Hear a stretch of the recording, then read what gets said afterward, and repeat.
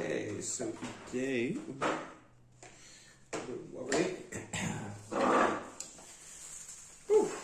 so we have the Tonga Tarot transformation. The intention for this reading is to bring through whatever energies, lessons, learnings, and guidance is available to Gemini in this now moment, such that it can go ahead and serve their highest good and really allow them to transform through their experience in a way that is, beneficial, I guess. I mean, there are lots of words that we could put with that, but the idea of it is anyone that resonates with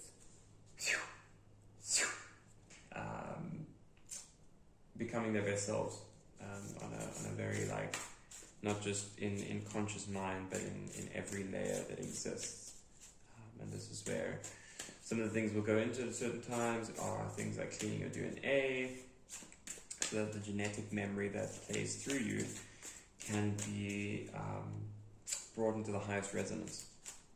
And then that has a knock-on effect with everything, because it's how life then pops into your world, which is amazing. But yeah, guys, it's a slow unfolding, and it'll always happen in the perfect time. Okay, so let's see what the energies are.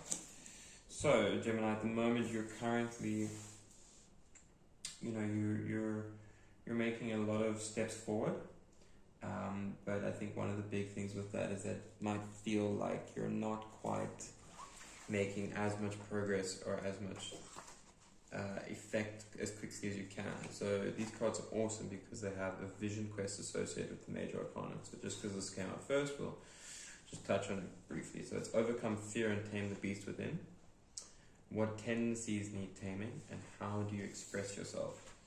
So essentially, what is it that you're afraid of in your life? How is that playing out? How is it continuing to play out?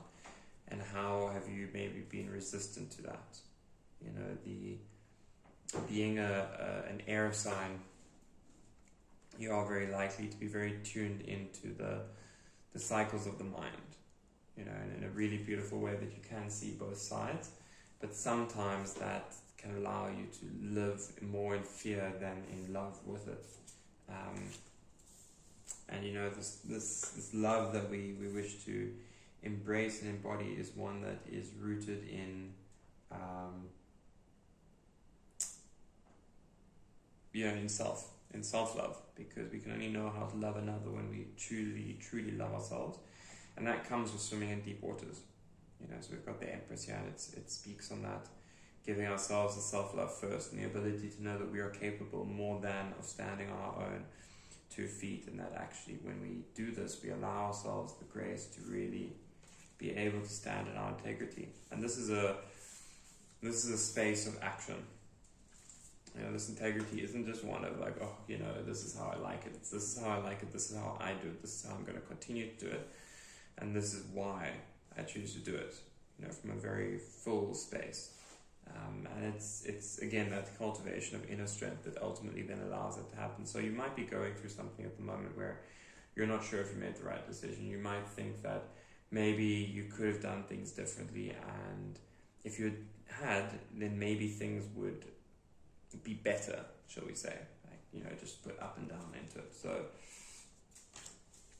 that's a lot of logic we've got there. It's the mind coming into play, and obviously the mind is your friend, but it's also then looking at it in a way that you need to actually allow yourself to see more of the full picture.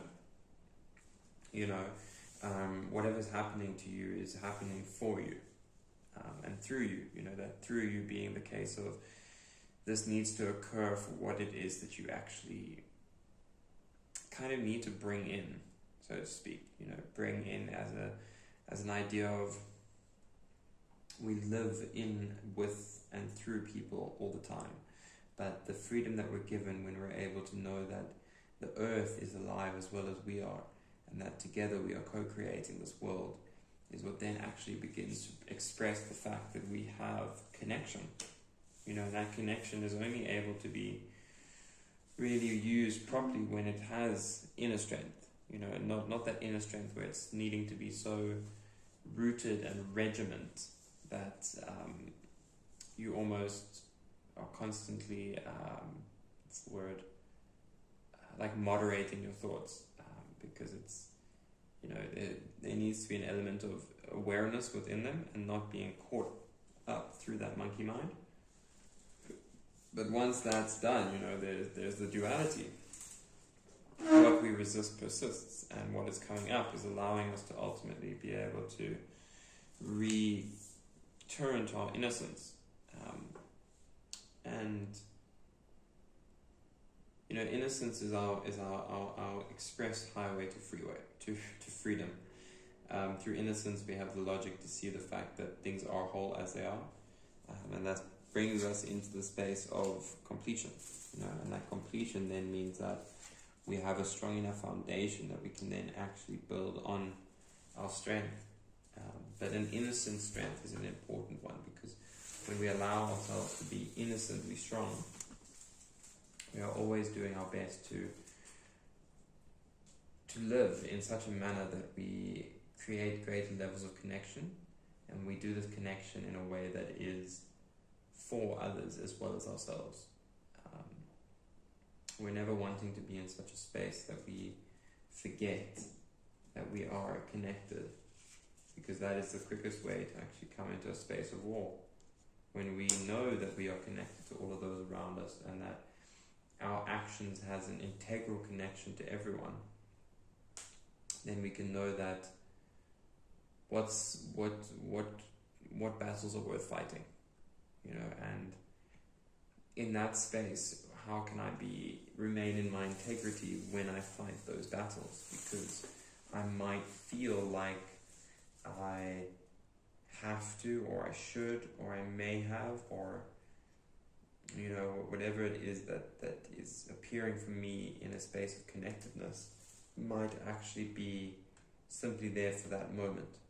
And as I learn to release that moment more and more, I come back into a space of freeness, and learning how to actually relate to myself and to others. Because the relation I take to others is also just a point of the relation I take to myself. I noticed that logic seems to be at the center within this, and that's good, but it's almost like with too much logic, and because that logic is built upon duality. Our logical mind is a child of duality. It's of the mind, so that's where and how it exists, which is amazing. But when we let go of that and we allow ourselves to actually flow with the waters of life, it's when we start to really connect to what's inside, in our integrity, built on that, and that kind of has this beautiful balance of inner freedom as well as fullness, where we are now seeing ourselves in a way that is whole, and that vision is what ultimately allows ourselves to begin to master life, and it's an innocent mastering, and it's only through that we actually begin to find a charisma with life, in the sense of how is it that this life exists, and what do we want to kind of help create with that. Because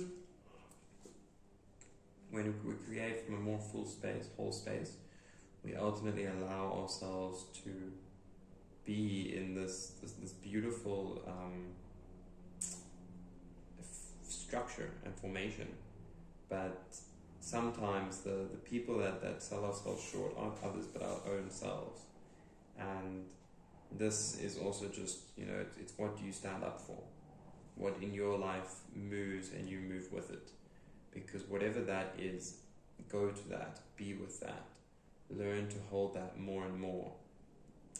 It might not be where you end up staying. It might just be a pointer of how it is that you can be. But as soon as you release the resistance within that space, you will find that you are able to very, very quickly bring in what and who you are. And that's that's the way to really move forward, is to go straight to the source of it, to feel it, to taste it, to touch it, and then to move as rapidly and as quickly as you can. So here we go, Gemini. Trust that serves what it needs.